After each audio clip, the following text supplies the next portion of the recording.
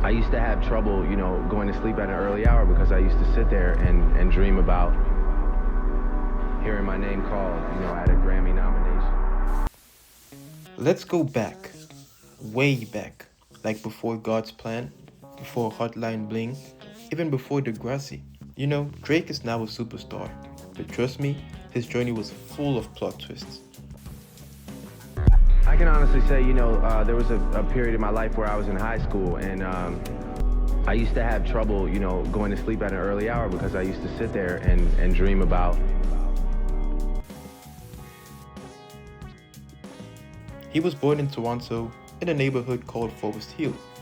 Now, some people hear Forest Hill and think rich, fancy, people with dogs that wear sweaters, you know. But Drake's life wasn't like that. His parents split up when he was young, and things got really hard. His mom was doing everything she could just to keep the lights on. And his dad? Well, his dad was all the way in Memphis, Tennessee, playing drums, hustling through life, and popping in and out like a great star on a TV show. Drake grew up in a home that was filled with love, but not filled with money. And let's be honest, being a kid with divorced parents is already tough. But Drake also had to deal with being one of the only black Jewish kids in his school. Imagine walking into class and people staring at you like you just spawned in from another universe. Kids can be mean, and Drake got bullied a lot.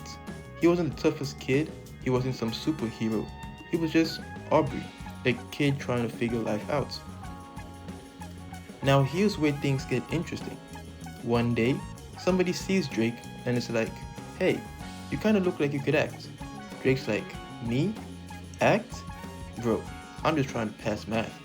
But he tries it anyway, and boom, he lands a role on Degrassi, The Next Generation. If you don't know about Degrassi, think of it like Canada's version of every teen drama ever, but extra dramatic. Like, oh no, I dropped my pencil kind of dramatic. Drake played Jim Brooks, cool kid, basketball star, then, bam, his character gets shot and ends up in a wheelchair. And suddenly, people all over Canada know him. But here's the plot twist. Acting money wasn't enough. Drake wasn't living that superstar lifestyle yet.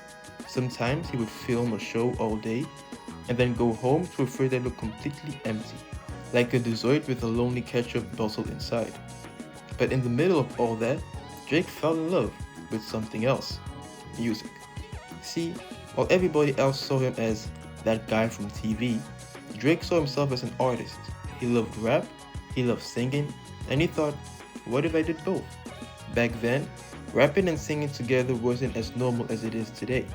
If you tried it, people looked at you like, bro, pick a side. But Drake didn't care. He started writing music, hanging around Toronto's small music scene, and dropping mixtapes like Room for Improvement and Comeback Season. They were good, like really good, but he was still far from famous. And the craziest part, Drake was recording these songs in his mom's house, not in a fancy studio.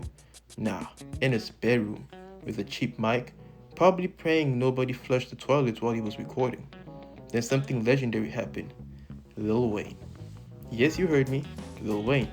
That guy who raps like he swallowed a dictionary and woke up rhyming every word in existence. Wayne hears Drake's music through a friend and says, I need this kid. Drake, sitting in Canada, eating whatever snacks he had that day, gets a call saying Lil Wayne wants to meet him.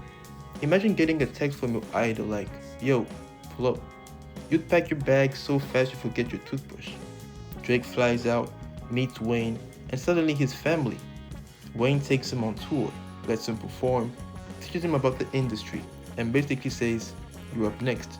That's like being a rookie basketball player and having LeBron James saying, sit next to me. I'm gonna show you how to be great. Insane. Then came the mixtape that changed the world, So Far Gone. When that dropped, oh my, it spread like wildfire. People were listening in their cars, at school, in the shower, at the gym. Songs like Best I've Had and Successful made Drake a household name. Suddenly, everyone was like, wait, this guy's actually kinda cool. And he was. But here's the thing about success. People think once you make it, everything becomes perfect. Like universe suddenly hands you free snacks and unlimited happiness. Not true. Drake had pressure, a lot of it. After So Far Gone, everyone expected his first album to be incredible, and if it wasn't, people were ready to roast him like a barbecue. But Drake delivered. He dropped Thank Me Later and proved that he wasn't just a one-hit wonder. Then, he dropped Take Care, which many people still say is one of the greatest rap album slash R&B ever. That album, wow. You could listen it when you're sad, happy, tired, hungry, heartbroken, or you just want to vibe. It worked very well. It worked for everything. Drake became the king of emotional but cool music. Like he'd rap something deep and you suddenly remember every person who ever ignored your text.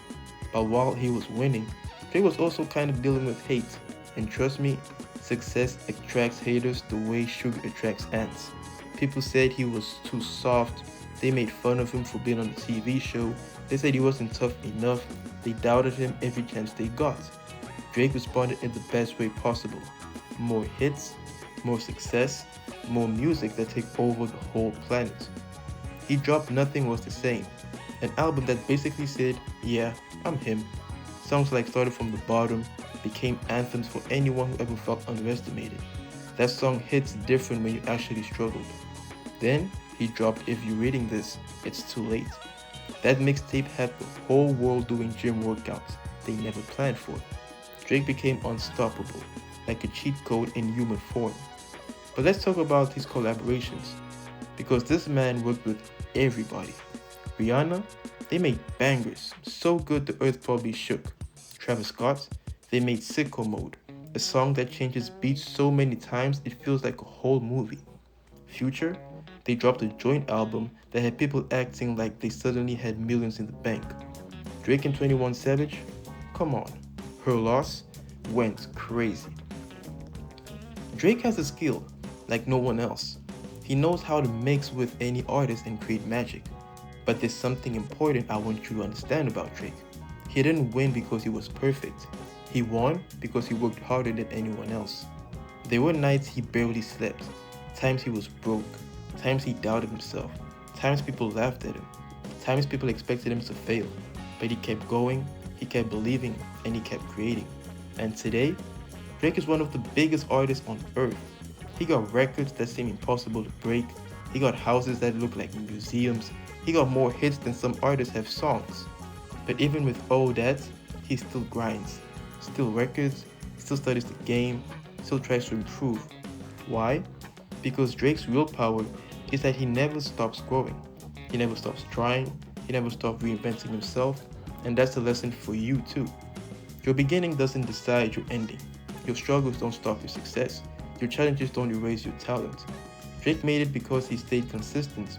And if you stay consistent, you can make it too. So yeah, the story of Drake isn't just about a rapper.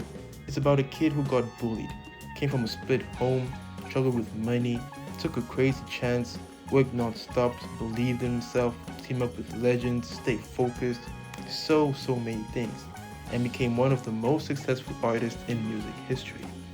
And guess what? You're still at the beginning of your story.